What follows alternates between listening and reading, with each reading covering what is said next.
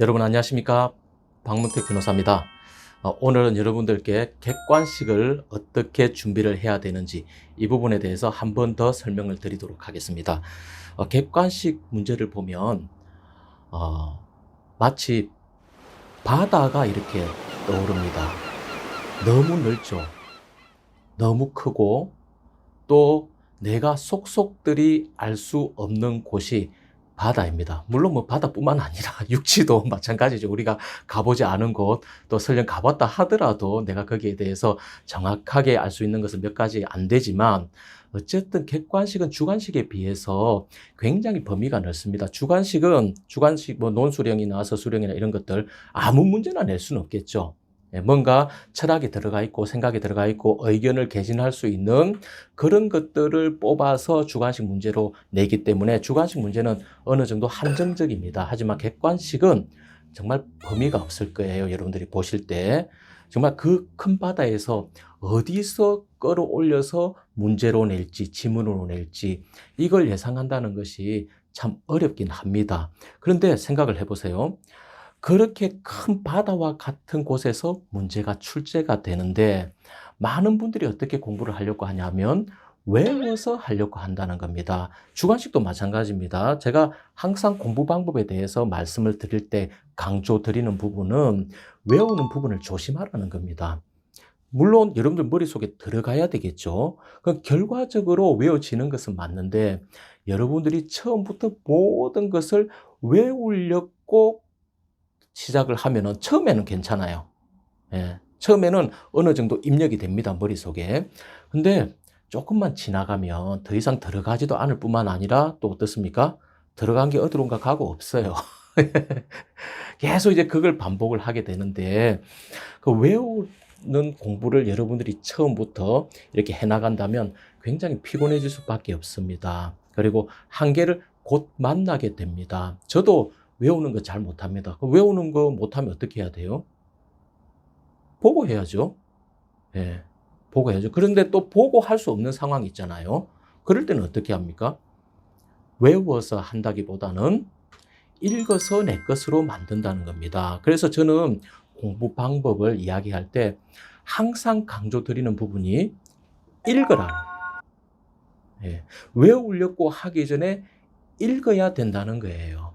읽으면서 여러분들 것으로 만들어 나가야 되는 거예요. 자, 한 가지를 외우는데 1시간 든다고 합시다. 근데 그 시간, 한 가지를 외우는데 1시간이 든다면 그걸 1시간 동안 읽는 다음에 몇 번이나 읽을 수 있겠어요? 대답해 보세요. 몇 번 정도 읽을 수 있겠어요? 엄청나게 많이 읽을 수 있겠죠. 여러분들 지금 당장 책을 펴서 뭘 한번 외우려고 해보세요. 그 쉽지 않아요. 네, 한 서너 문장으로 되어 있는 그 정도만 외우려고 한번 해보세요. 1시간 동안. 어려울 거예요. 그런데 그걸 읽어보세요. 자, 서너 문장으로 되어 있는 걸 1시간 동안 읽는다. 몇 번 읽겠어요? 서너 문장이니까 뭐 한 30초 읽지 않겠어요? 그죠? 예, 그러면 1분에 2번 읽을 수 있는 건데, 그죠? 그러면 60분이면 몇 번입니까? 예, 120번 정도 읽을 수 있는 거죠. 120번 읽는 게 낫겠어요? 내가 그 1시간 동안 막 외우려는 게 낫겠어요? 읽는 게 낫습니다. 왜냐하면 공부라는 것은 여러분들이 금방 본 것, 이런 것들이 시험에 나오지 않아요. 조금 이따가 예를 하나 드릴 텐데, 그런 것들이 나오지 않고 여러분들 속에 들어가서 익혀져야 돼요. 숙성이 돼야 돼요. 그래야 여러분들이 객관식 문제를 봤을 때 답을 맞출 수 있는 거예요. 제 목적은 뭐냐면 여러분들이 공부를 하면서 책에 있는 내용들을 익혀라는 거예요. 예. 그 익히기 위한 과정에서 꼭 필요하고 가장 중요한 것이, 또 어떻게 보면 여러분들이 볼 때 무시할 만한 것이 바로 읽는 부분입니다. 읽는 건 누구나 할 수 있죠. 누구나 할 수 있는 거 쉽다 생각하고 생략해 버릴 때가 많아요. 그렇지 않아요. 읽는 것이 가장 기본이고, 그리고 끝까지 가야 되는 것이 읽는 겁니다. 읽는 중에 여러분들 것으로 익혀져야 되는 것이고, 그 익혀지는 것이 바로 외워진 것입니다. 그냥 생으로 암기하는 것하고요. 여러분들 단어 공부를 해서 오늘 무슨 이 단어를 한다. 그죠? 예, 이 단어를 공부한다. 그거 하는 거하고 뭐 예를 한번 들어볼까요? 어떤 영어 단어가 좋을까요? 예, 콘텐츠라고 합시다. 콘텐츠, 요즘 콘텐츠 뭐 데이터 이런 말들이 많이 나오는데, 자, 콘텐츠라는 것을 뭐 지금 뜻을 다 알기 때문에 좀 그렇긴 하지만, 어제 콘텐츠라는 단어를 처음 공부한다고 생각을 해봅시다. 뭐 내용 그런 걸 거 아닙니까? 예, 이야기 그런 걸 텐데, 자, 그 콘텐츠 그렇게 공부하는 것하고요. 이 콘텐츠를 문장 속에 넣어서 여러분들 읽어보는 거하고 어떤 게 다르겠어요? 예. 내가 넷플릭스에서 이 영화를 봤는데 이 영화의 콘텐츠는 별로였다. 이렇게 공부하는 것하고 콘텐츠는 이런 뜻이야. 콘텐츠는 이런 뜻이야. 그렇게 공부는 하는 거하고 어떤 차이가 날까요? 문장 속에서 단어를 넣어서 공부를 하면은 그것은 여러분들께 돼요. 익혀지거든요. 그렇게 읽으면 여러분들 것으로 익혀져요. 그러면 이 콘텐츠의 쓰임에 대해서 더 잘 알게 돼요. 예, 이럴 때는 또 이런 의미로 쓰이지만 또 영어 단어라는 것이 여러 가지 뜻으로 사용될 때가 있지 않습니까? 그럼 그런 것들을 다양하게 써먹을 수 있고 공부를 할 수가 있는데 그냥 컨텐츠 있듯 예. 그렇게 그걸 하나만 하면 괜찮은데 그 양이 그 수가 엄청난데 그걸 어느 세월에 여러분들 머릿속에 그런 식으로 생으로 입력을 하겠습니까? 그렇게 할 수 있는 머리들이 없어요. 거의.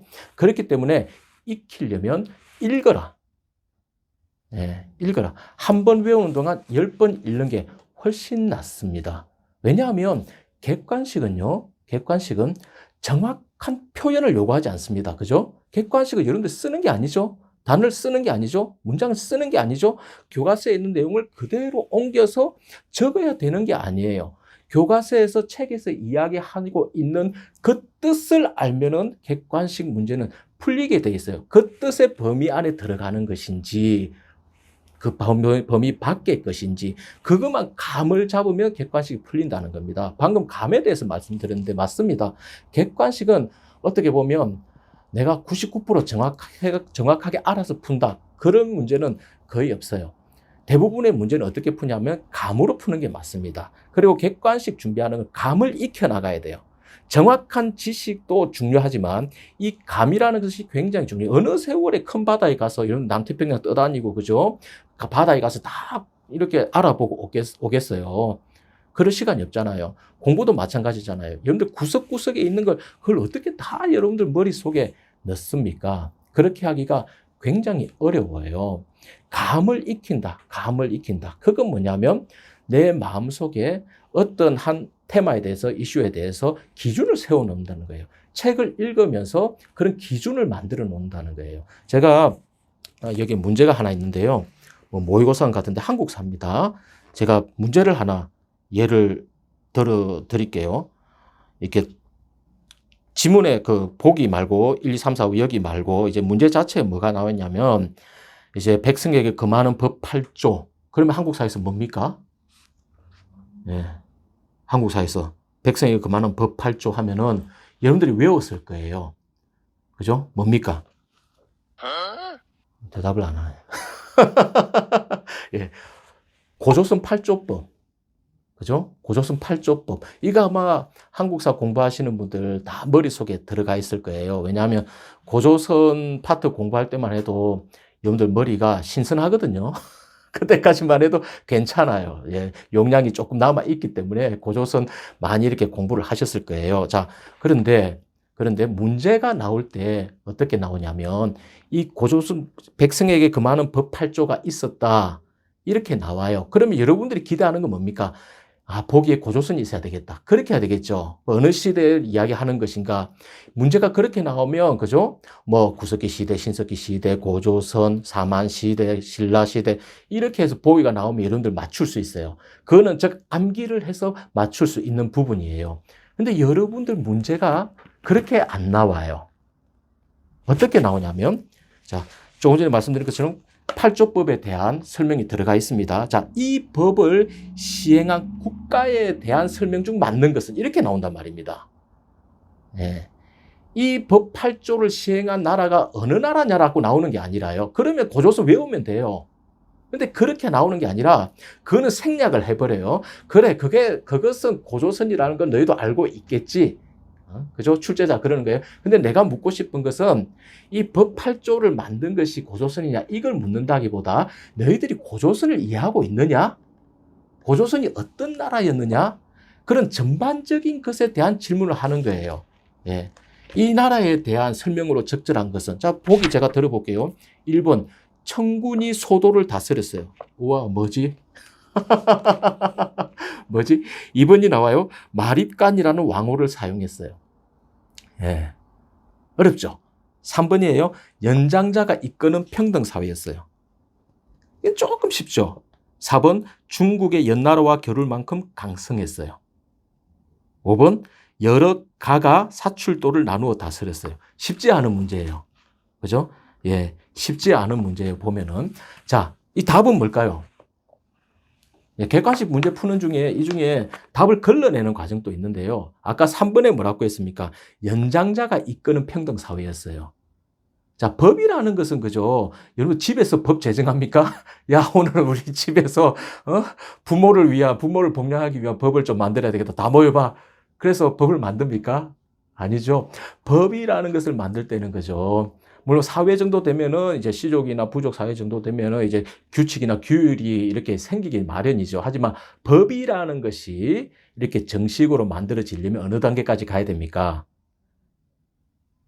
국가, 나라 단계까지는 가야 되는 거죠. 그러면 이 3번은 뭡니까? 연장자가 이끄는 평등사회였어요. 이거는 석기 시대인 거예요. 구석기 신석기 시대인 거예요. 이미 이제 최초의 한반도에서 국가가 성립된 것이 고조선인데 이미 그 전의 일이라는 거죠. 그러면 3번은 그냥 보자마자 꼽혀가 되는 거예요. 3번을 보고 고민을 하시면 안 돼요. 그러면 이제 남은 것은 1, 2, 4, 5인데 이 중에 이제 답은 자, 이 중에 이제 여러분들이 만일 암기를 해서 공부를 한다. 그러면은 청군이 소도를 다스렸어요. 이거는 사만 시대예요. 사만이에요. 그러면 이건 사만. 여러분들 속에 정확하게 들어가 있어야 돼요. 마리깐이라는 왕호를 사용했어요. 이거 여러분들 외웠을 거예요. 신라, 그죠? 그 다음에 4번은 중국의 연나라와 겨룰 만큼 강성했어요. 와, 연나라가 나오네. 연나라에 대해서 여러분들 배웠어요? 연나라. 중국의 연나라가 이게 또 한자로 써야 되는데요. 뭐 우리가 이 연나라라고 해서 한 나라만 있었던 거 아닐 거예요. 뭐 조나라, 뭐 위나라 이런 게 한자를 달리해서 다른 시대에 나온 같은 명칭의 나라들이 많이 있어요. 우리가 이해하기 좀 힘든 거죠. 자, 5번은 여러 가가 사출도를 나누어 다스려서 저는 이 지문은 처음 본 것 같아요. 처음 본 것 같아요. 어쨌든 잘 모르는 지문이 이렇게 나와요.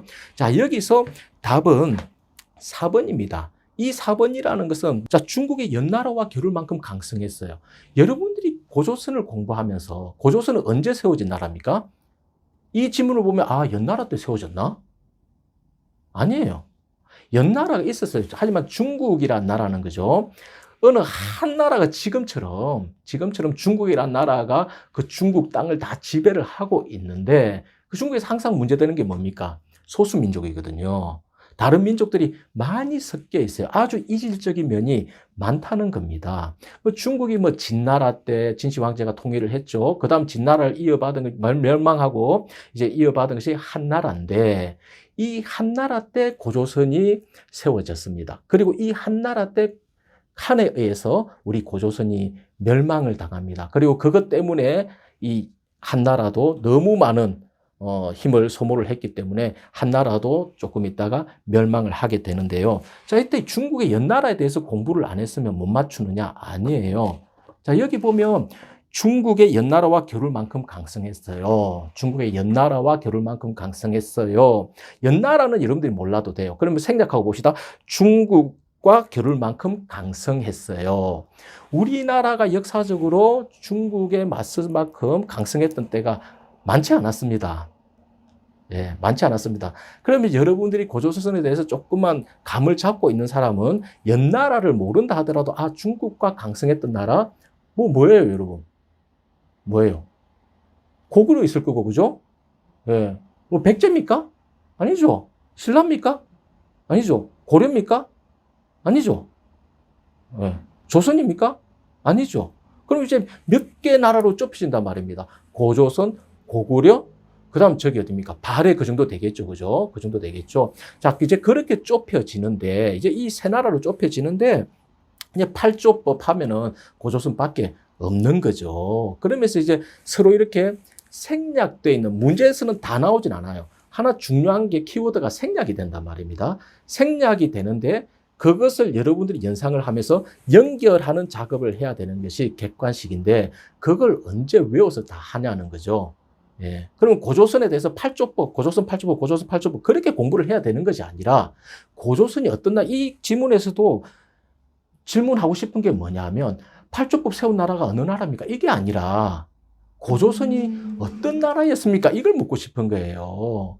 고조선이 그때 당시에 중국과 힘을 겨룰 때 어느 정도였습니까? 그걸 나타내 보고 싶은 거예요. 야, 우리나라 고조선 있잖아. 이 중국과 겨룰 만큼 엄청난 나라였어. 물론 한 나라에서 멸망을 당했지만 그 정도 힘이 셌었어. 그래서 고조선이 멸망하고 난 다음에 삼국이 성립이 되는데 그래서 우리가 삼국 시대로 굉장히 발전한 상태에서 시작을 할 수 있지 않습니까? 그 기반이 만들어진 것이 고조선이란 말입니다. 물론 모르겠어요. 이 출제자가 정확하게 무엇을 생각하고 냈는지 저는 모르겠지만 이 지문을 통해서 이 문제를 통해서 볼 수 있는 것은 이 출제자는 그걸 이야기하고 싶은 거예요. 야, 고조선 이런 나라였어. 이렇게 힘이 센 나라였어. 이렇게 강성한 나라였어. 저 엄청난 중국과 겨룰 만큼 그런 나라였어. 이제 그 전체를 이해하고 있느냐.